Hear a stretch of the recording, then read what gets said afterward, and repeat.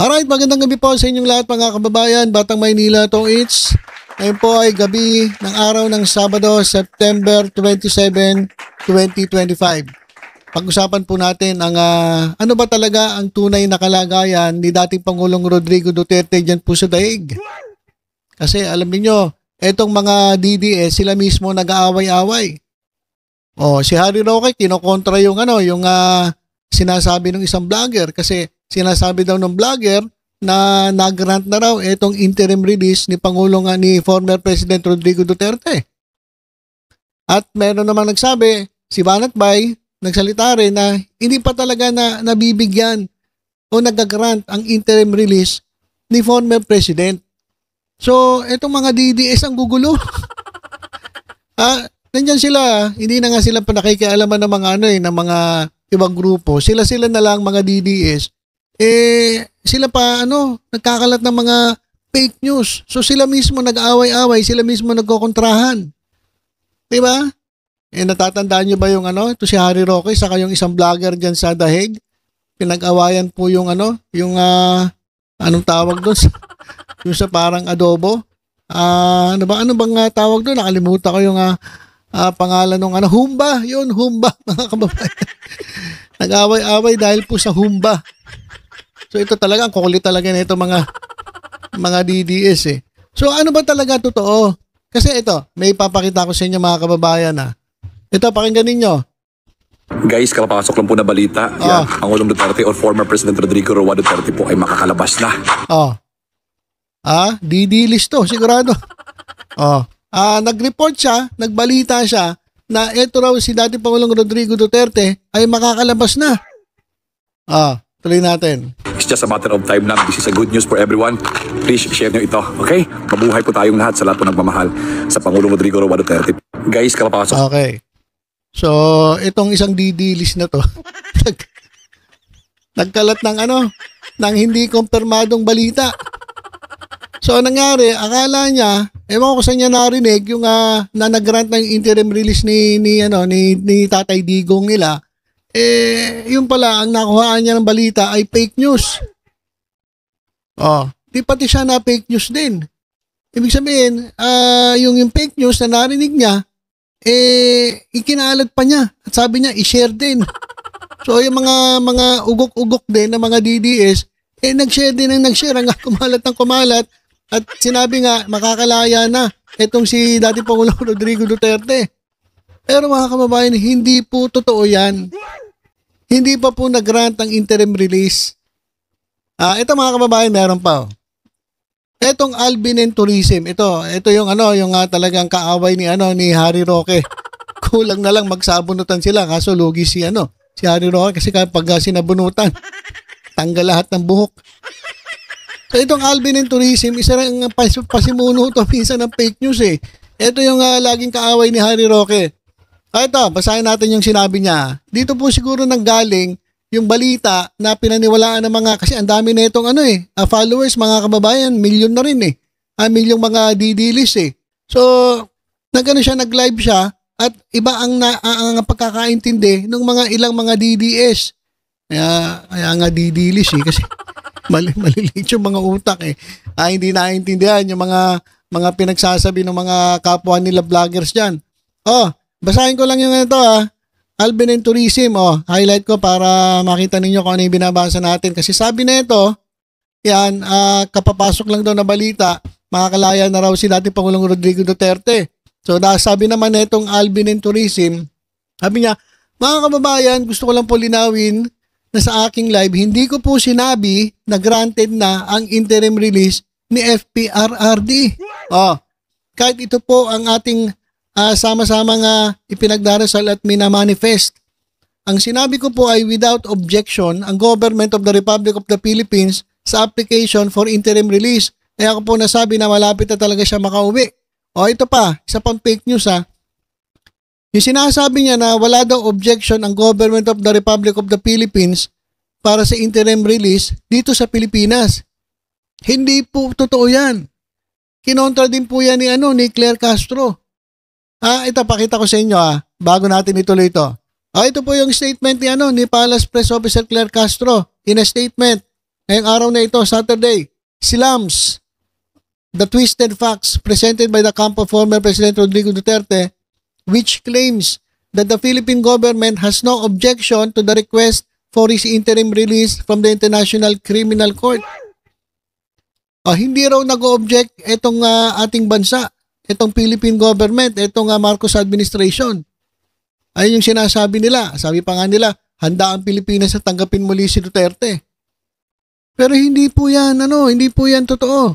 Sabi ni Castro with emphasis, we want to be clear that the Marcos Jr. administration is not privy to and has no hand in former President Duterte's ongoing trial before ICC, particularly his request for interim release. So, walang statement ang Marcos administration tungkol dyan. Walang sinasabi na hanggang tanggapin uli si Duterte dito sa Pilipinas. Mamaya maririnig ninyo si Harry Roque, papakita ko sa inyo kung ano yung totoo, kung ano yung alam niya, kasi nandun siya eh. So, mas may alam itong si Harry Roque. Kaya, hindi po totoo yung sinasabi nito ni Alvin and Tourism na without objection daw ang gobyerno ng Pilipinas sa application ng interim release. So fake news din tong Alvin and Tourism na ito. Sabi niya, tuloy natin, masaya ako kasi kung may objection po, mas mahirapan ang proseso. Lalo pa ako natuwa nang mabasa na may third country na handang i-host si FPRRD. Isang sinyalis na mas magiging posible ang kanyang paglaya. Alam ko pong may kumakalat na splice video na parang sinabi kong granted na ito. Hindi po iyon totoo. Sa ngayon, wala pa pong inilalabas na desisyon na nagsasabing approve na ang motion for interim release and pre-trial chamber 1. Maingat po ako sa mga ganitong bagay dahil ito po ay usaping pambansa. Pasensya na po kung may nalito o naguluhan. Ito yun. Ayan po, naguluhan. Nagbalita na. Mali naman yung binalita. Patuloy po tayong magkaisa at ipagdasal si FPRRD habang hinihintay natin ang desisyon.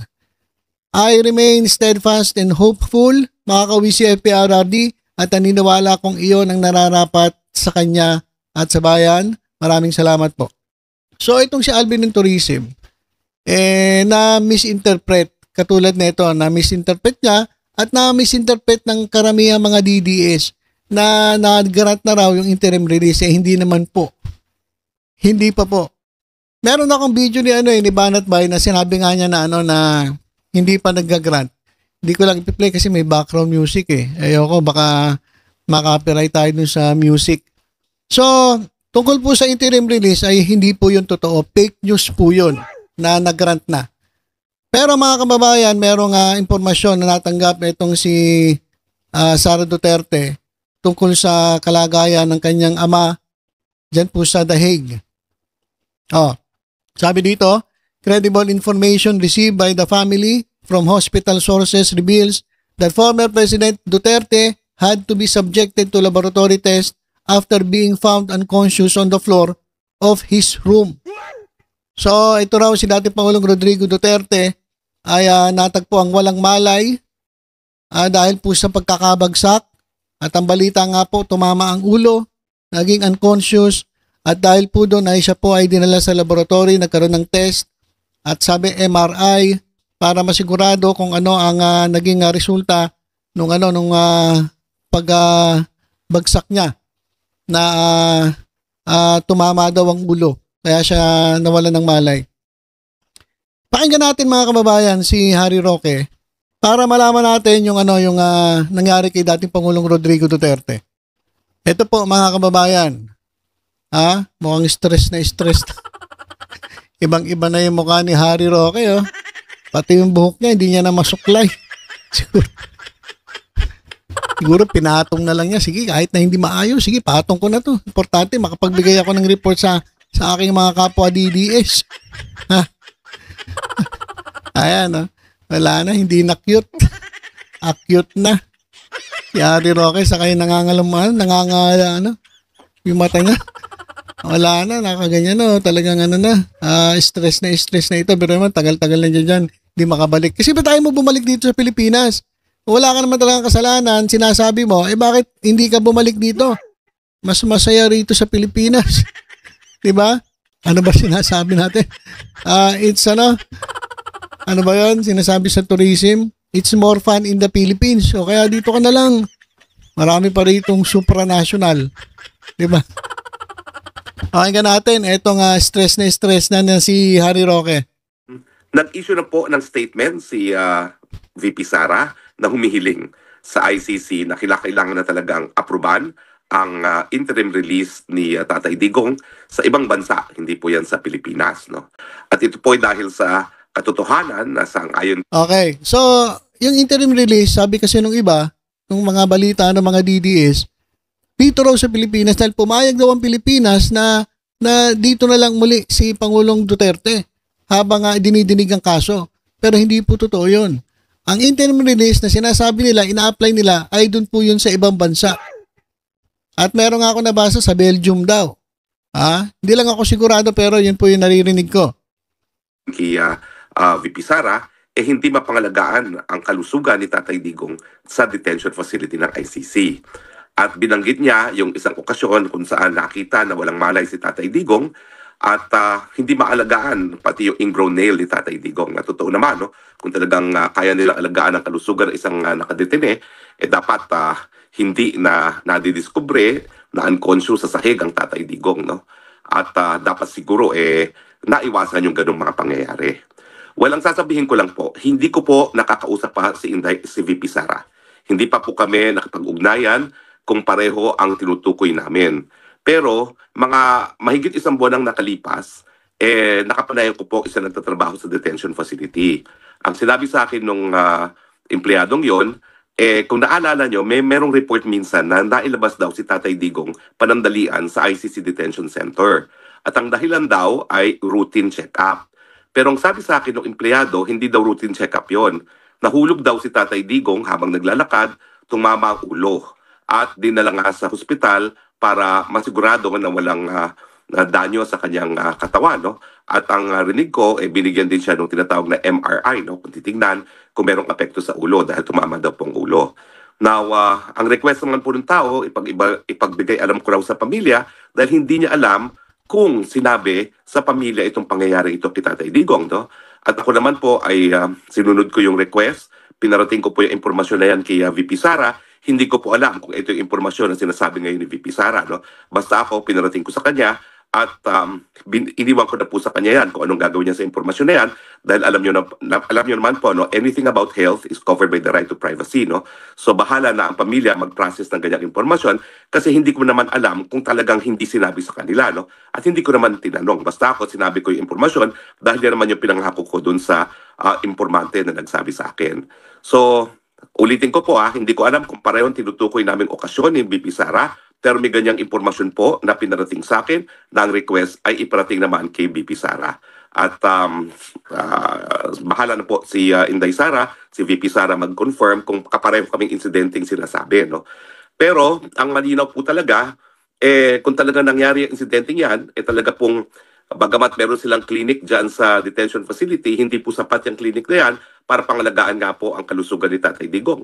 In fact, gaya na aking sinabi sa aking title, mukhang banta po sa kalusugan ni Tatay Digong ang pananatili sa detention facility. No? Now, meron pang sinasabi si VP Sara na ingrown nail man lang, hindi nila maasikaso paano pa yung mga seryosong mga medical na pangangailangan ni Tatay Digong. Ang katotohanan po at 80, si Tatay Digong, kinakailangan na talaga ng 24-hour assistance. No?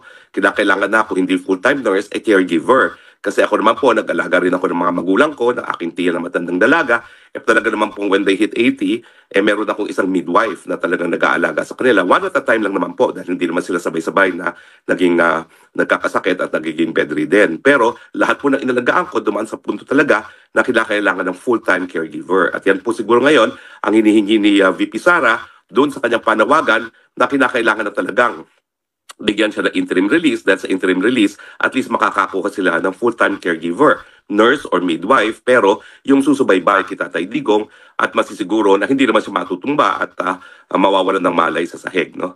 But in any case, sana nga po, pagdasal natin na matuloy na yung interim release. Ang aking paninindigan po ay wala na pong balakid para sa interim release dahil nauna nang nagsabing hukuman na he is unfit to stand trial.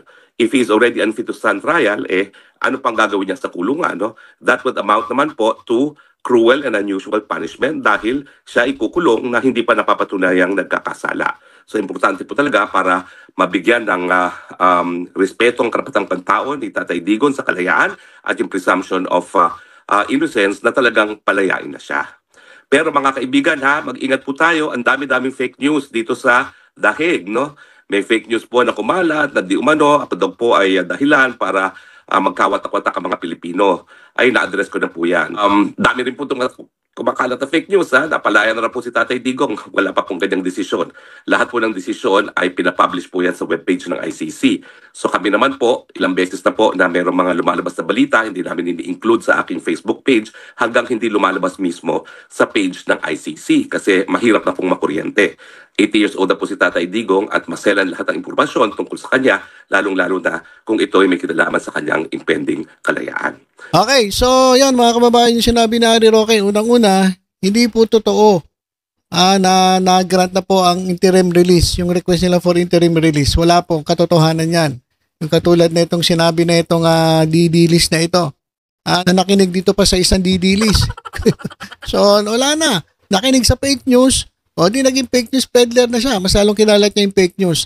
So hindi po totoo mga kababayan na nag-grant na po ang interim release.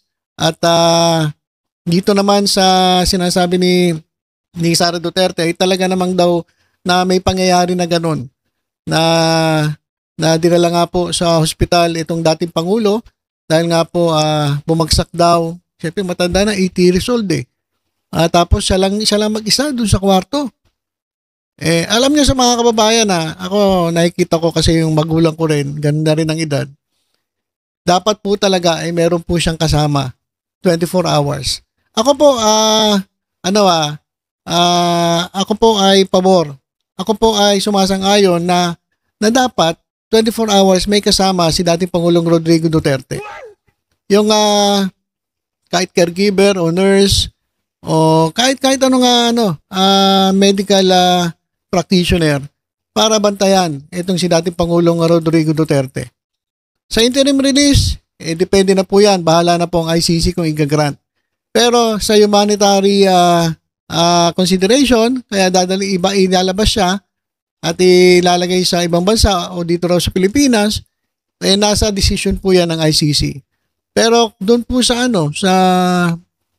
sa request, ewan ko mag-request sila, na dapat 24 hours may kasama ito si dating Pangulong Rodrigo Duterte, ako po payag po ako dyan. Kasi matanda na po talaga itong ating dating Pangulo at may mga magulang din naman tayo na nakikita natin na talagang mahina na po. Pag 80 years old, mahina na yan. Kinakailangan may aalalay na dyan. So dapat may kasama po si FPRRD. Pero dapat lalaki. Dapat lalaki po ang kasama niya. Kasi pag babae, may baka mahirapan. So, dapat lalaki pong nurse, lalaki pong caregiver ang magbabantay. 24 hours, 24/7. Okay po yun. Sang-ayon po ako doon in humanitarian consideration. Dapat talaga mabantayan na itong ating dating Pangulo. So, yan po mga kababayan yung nangyari. Yan po ang kalagayan ng ating dating Pangulo. So, yung mga DDS na nagpapakalat ng fake news, sila nag-aaway-away. Nako. Ayusin nyo yung mga pinagagawa ninyo dyan sa Dahig. Kasi mas lalong nagugulo eh. Yung community nila DDS community, sila naguguluhan doon sa pinagagawa nila di ba? So, yun lang po muna mga kababayan ng ating update. Tutok-tutok lang po dito sa Batang Maynila to sa iba pang balita. Ingat po tayong lahat. God bless po.